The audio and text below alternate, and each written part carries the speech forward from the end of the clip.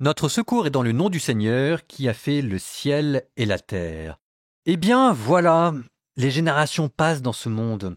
Aujourd'hui, Genèse 35-36, des chapitres de transition, la maturité de Jacob et puis le flux des générations et des enfants qui va arriver.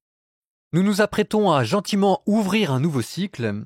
Ce sera celui de Joseph, et vous en avez peut-être maintenant l'habitude. Dans ces cas-là, la Genèse propose des récapitulatifs à coups de généalogie. Préparez-vous.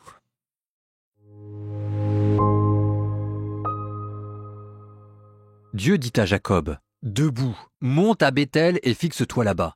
Tu y feras un autel au Dieu qui t'est apparu lorsque tu fuyais devant ton frère Ésaü. » Jacob dit à sa famille et à tous ceux qui l'accompagnaient, « Enlevez les dieux étrangers qui sont au milieu de vous, purifiez-vous et changez de vêtements. Debout, montons à Béthel. J'y ferai un autel au Dieu qui m'a répondu au jour de ma détresse, qui a été avec moi sur le chemin où je marchais. » Ils remirent à Jacob tous les dieux étrangers qu'il possédait et les anneaux qu'il portait aux oreilles. Jacob les enfouit sous le térébinthe qui est près de Sichem. Ils levèrent le camp, et une épouvante divine s'abattit sur les villes d'alentour. Et ainsi, personne ne poursuivit les fils de Jacob. Jacob arriva avec tous les gens qui l'accompagnaient à Louz, au pays de Canaan. C'est Béthel, c'est-à-dire maison de Dieu. Là, il bâtit un autel et il appela cet endroit El-Béthel, c'est-à-dire Dieu de Béthel, car c'est là que Dieu s'était révélé à lui quand il fuyait devant son frère. Alors mourut Déborah, la nourrice de Rebecca, et on l'enterra en dessous de Béthel au pied d'un chêne qu'on appelle Alon Bakout, c'est-à-dire le chêne des pleurs. Dieu apparut encore à Jacob quand celui-ci arriva de Padan-Aram et il le bénit. Dieu dit, « Ton nom est Jacob, mais on ne t'appellera plus du nom de Jacob, ton nom sera Israël. » Et il l'appela du nom d'Israël. Dieu lui dit encore, « Je suis le Dieu puissant. Sois fécond, multiplie-toi, une nation, et même une assemblée de nations seront issues de toi. Des rois sortiront de toi. La terre que j'ai donnée à Abraham et à Isaac, je te la donne, et je la donnerai à ta descendance auprès de toi. » Alors, au lieu même où il lui avait parlé, Dieu s'éleva loin de Jacob.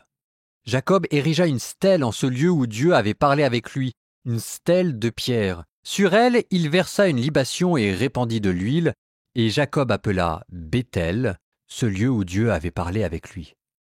Ils levèrent le camp et ils quittèrent Béthel. Ils restaient à parcourir une certaine distance pour arriver à Ephrata quand Rachel accoucha. Mais ses couches furent pénibles.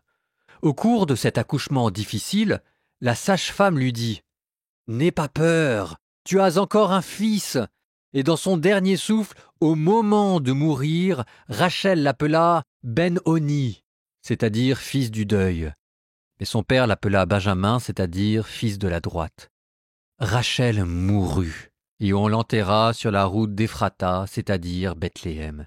Jacob érigea une stèle sur sa tombe. Aujourd'hui encore, c'est la stèle de la tombe de Rachel. Israël leva le camp et planta sa tente au-delà de Migdal-Éder.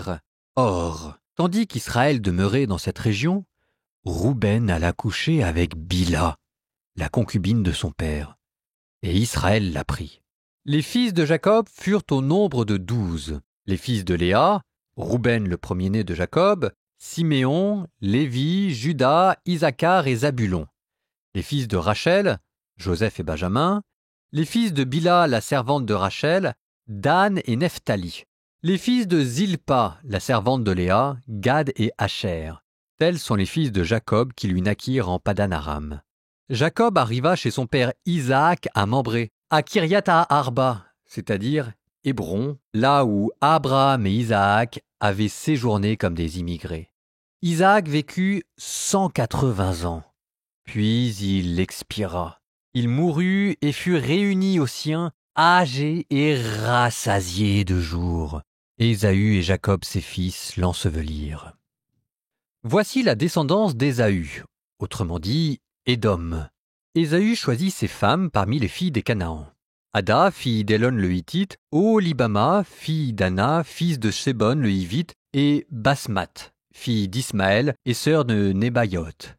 Adat enfanta à Ésaü Éliphaz, et Basmath enfanta Réuel. Oholibama enfanta Yéhouch, Yaélan et Coré.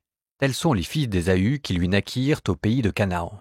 Ésaü prit avec lui ses femmes, ses fils, ses filles, tous les gens de sa maison, son troupeau, tout son bétail et tous les biens qu'il avait acquis au pays de Canaan, puis il partit vers un autre pays, loin de son frère Jacob. En effet, ils avaient trop de biens pour habiter ensemble, le pays où ils étaient venus en immigrés ne pouvait leur suffire, leurs troupeaux étaient trop nombreux. Ésaü, autrement dit Édom, alla donc habiter dans la montagne de Séhir. Et voici la descendance d'Ésaü, père d'Édom, dans la montagne de Séhir. Voici les noms des fils d'Ésaü: Éliphaz, fils de Ada, femme d'Ésaü, et Réuel, fils de Basmath, femme d'Ésaü. Les fils d'Éliphaz furent Théman, Amar, Sépho, Gaétam et Kénaz. Timna fut la concubine d'Éliphaz, fils d'Ésaü, et lui donna un fils, Amalek. Ce sont les fils de Ada, femme d'Ésaü. Voici les fils de Réuel: Nahat, Zéra, Shama et Misa. Ce sont les fils de Basmath, femme d'Ésaü. Voici quels furent les fils d'Oholibama, fille d'Ana, fils de Shibéon et femme d'Ésaü.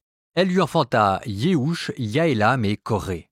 Voici les chefs des fils d'Ésaü. Les fils d'Éliphaz, premier-né d'Ésaü, sont les chefs Théman, Omar, Shépho, Kénaz, Coré, Gaétan et Amalek. Ce sont les chefs d'Éliphaz dans le pays d'Édom, ce sont les fils de Ada. Voici les fils de Réuel, fils d'Ésaü. Les chefs Nahat, Zéra, Shama et Misa. Ce sont les chefs de Réuel dans le pays d'Édom. Ce sont les fils de Basmath, femme d'Ésaü. Voici les fils d'Oholibama, femme d'Ésaü. Les chefs Yéhouch, Yaélan et Coré. Ce sont les chefs d'Oholibama, fille d'Ana, femme d'Ésaü. Tels sont les fils d'Ésaü, autrement dit Édom, et tels sont leurs chefs. Voici les fils de Séhir le Horite habitant le pays: Lotan, Shobal, Shibéon, Anna, Dishon, Écher et Dishan. Ce sont les chefs Horites, fils de Séhir, dans le pays d'Édom. Les fils de Lotan furent Hori et Émam. La sœur de Lotan était Timna. Voici les fils de Shobal: Alvan, Mahanat, Ebal, Shépho et Onam. Voici les fils de Shibéon: Ayat et Anna. Ce fut Anna qui trouva les sources d'eau chaude dans le désert en faisant paître les ânes pour son père Shibéon. Voici les enfants d'Anna, Dishon et Oholibama, fille d'Anna. Voici les fils de Dishan: Emdan, Eshban, Yitran et Kéran. Voici les fils de Écher: Bilan, Zaavan et Akan. Voici les fils de Dishan: Oush et Aran.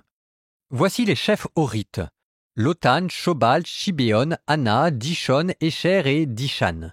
Ce sont les chefs Horites selon leurs clans dans le pays de Séhir.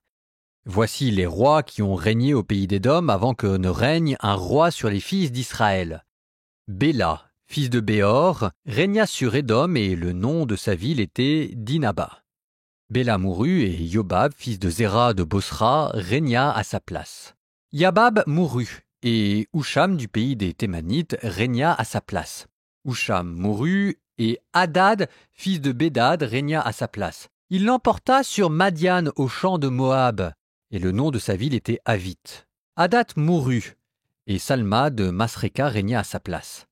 Salma mourut, et Saül de Rehoboth sur le fleuve régna à sa place. Saül mourut, et Baal-Hanan, fils d'Akbor, régna à sa place.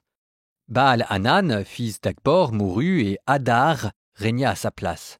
Le nom de sa ville était Paou. Le nom de sa femme était Métabéel, fille de Matred, fille de Mézahab.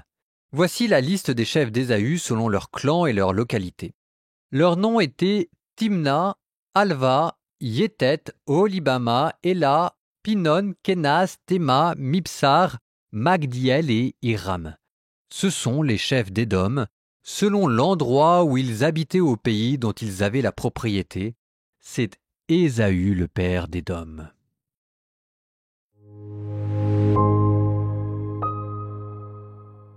Bien, mais le cœur de notre lecture n'était pas la généalogie, mais ce qu'il y avait avant. Faisons un petit retour en arrière.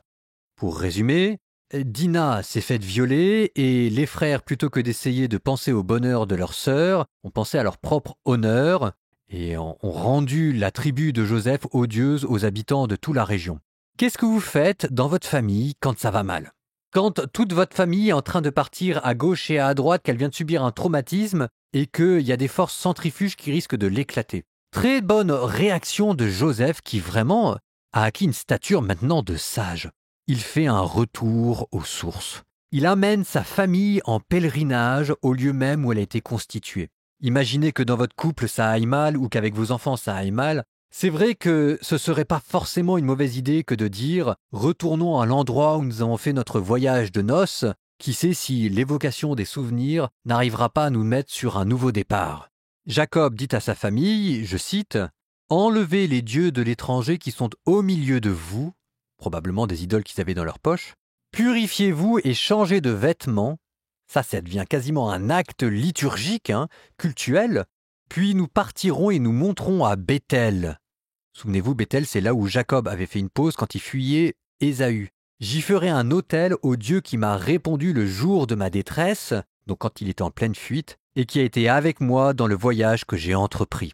Le voyage qu'il a entrepris, c'est de fonder cette famille. Et il faut croire que l'idée était bonne et que ça a marché parce qu'on n'entend plus parler de nouvelles frasques de la part des fils de Jacob. On voit que Dieu les protège pendant ce voyage et qu'il renouvelle les visions, les révélations et les promesses et qu'il fait un dernier cadeau à Jacob en lui donnant un dernier fils. À la fin de ce voyage, la famille est probablement devenue plus soudée qu'auparavant puisque à nouveau vous avez un récapitulatif et une liste complète des enfants que Jacob a eus. À ceci près que la bien-aimée de Jacob est morte en chemin dans les douleurs de l'enfantement. C'est une histoire d'amour qui s'achève. Elle avait commencé à un puits, elle termine en pèlerinage, mais la grande histoire d'amour de la Bible vient de s'achever sous vos yeux. La lecture du jour poursuivait ensuite sur la généalogie d'Ésaü. Ésaü, Édom, tout ce pays au sud d'Israël dont on va décrire les tribus. Petite particularité de cette généalogie, il n'y a que les noms qui vous sont donnés et non les histoires qui sont attachées. C'est la foi qui produit les hommes de renom. Une petite exception au milieu de tout ça, Anna, dont on nous dit qu'il s'occupait des ânes de son père Tibéron.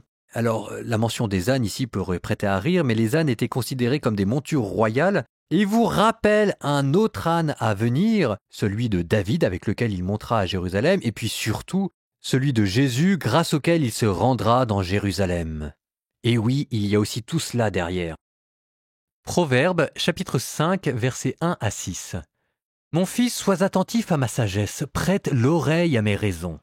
Pour garder un esprit avisé, que tes lèvres s'en tiennent au vrai savoir.